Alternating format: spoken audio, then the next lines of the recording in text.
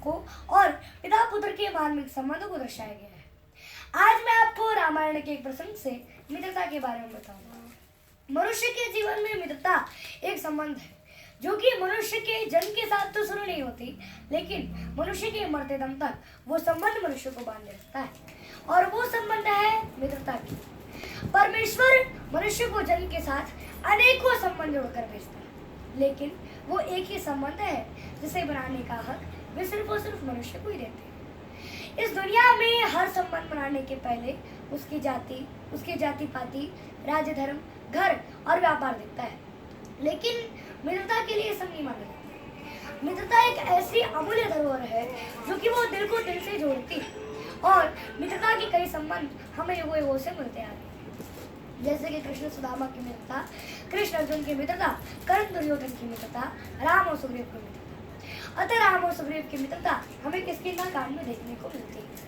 श्री सीता जी को ढूंढते हुए प्रभु श्री राम जी को हनुमान जी से भेंट होती है, और वही श्री हनुमान जी सुग्रीव की गाथा प्रभु श्री राम को सुनाते हैं, और प्रभु श्री राम की गाथा वे सुग्रीव को सुनाते हैं। सुग्रीव ने प्रभु को अपने बड़े भाई बाली की शक्ति का अंदाजा बताते हुए कहा कि मेरे बड़े भाई बाली ने मेरी भार्या को बलपूर्वक बंदी बनाकर रखा है तथा मुझे मार पीट कर किसकिंधा से भगा दिया है, इसलिए मैं यहाँ ऋषिमुख पर्वत पर छिपकर बैठा हूँ। तब हनुमान जी ने राम और सुग्रीव की मित्रता करवाई। तब हनुमंत उभय दिशि की सब कथा सुनाई, पावक साखी दई करी जोरी प्रीत दृढ़ाई। अर्थात तब हनुमान जी ने अग्नि को साक्षी देकर परस्पर दृढ़ करके प्रीति जोड़ दी, यानी राम और सुग्रीव की मित्रता करवा दी। सुग्रीव ने प्रभु को अपने बड़े भाई बाली की शक्ति का अंदाजा बताया, तब प्रभु ने उसे विश्वास दिलाया कि वे बाली का वध करके उसे किसकिंधा का राजा बनाएंगे। प्रभु ने बाली को ललकार कर बाहर निकालने के लिए सुग्रीव को भेजा। सुग्रीव ने लड़कर बाली को ललकारा कि अरे दुष्ट बाली, उठ बाहर निकल, क्या अपनी पत्नी के आंचल में छिपा है, आ और मेरे साथ युद्ध कर। इतना सुनते ही बाली बड़े ही वेग से दौड़ा। सुनत बाली क्रोधातुर धावा, गई कर चरण नारी समुझावा। सुनुपति जेनी मिलो सुग्रीवा, ते तो बंधु तेज बल सीवा।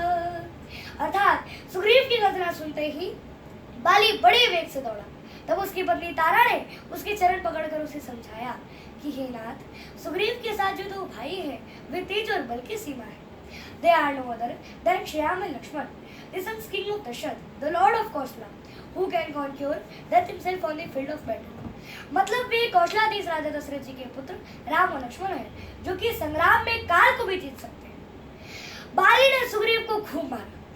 सुग्रीव ने रोते हुए प्रभु से कहा कि हे प्रभु, आपने तो कहा था कि अब बाली को मार देंगे, लेकिन प्रभु मैं बाली तो आप पीटता रहेगा, आप देखते लगे प्रभु, आपने तो कुछ किया ही नहीं। तब प्रभु ने कहा कि हे सुग्रीव, एक रूप भ्राता तुम दो, और ते ही कारण नहीं मारो।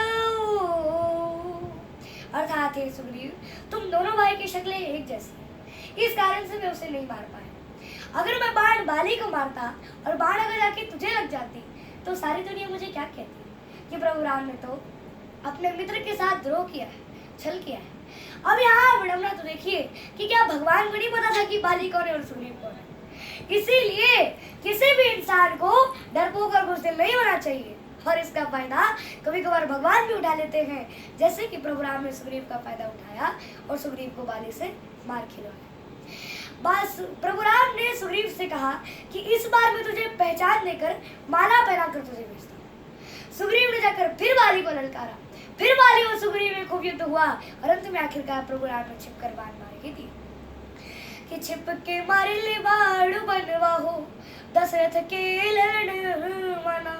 छिप के मारे ले बाण बनवा हो, दशरथ के लरण मना। बाण लगते ही बाली ने प्रभु से कहा कि हे प्रभु, मैं बेरी और सुग्रीव प्यारा, ओ कारण कवन नाथ मोहि मारा। अर्थात हे प्रभु, क्या मैं आपका बैरी और सूरी बाप का प्यारा था। किस कारण से आपने मुझे छिपकर बाण मारा? बाली ने प्रभु से कहा कि हे प्रभु, आपने मुझे छिपकर बाण क्यों मारा? तब प्रभु ने कहा कि देखो देखो बाली, मित्र का शत्रु शत्रु ही होता है और सूर्य मेरा मित्र है और तुम उसका शत्रु। इस कारण से मैंने तुझे मारा, क्योंकि तुम पापी हो, अधर्मी हो, अहंकारी हो, दुराचारी भी हो। इस कारण से मैंने तुझे मारा। इतना सुनते ही बाली ठठास करके हंसा और बोला कि हे प्रभु, आप किसके पास पढ़े हैं? आपका व्याकरण तो कच्चा है।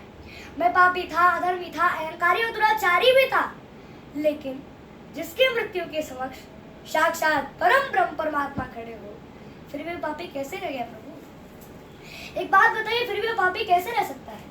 तब प्रभु ने कहा कि अरे मूढ़ अतिशय अभिमान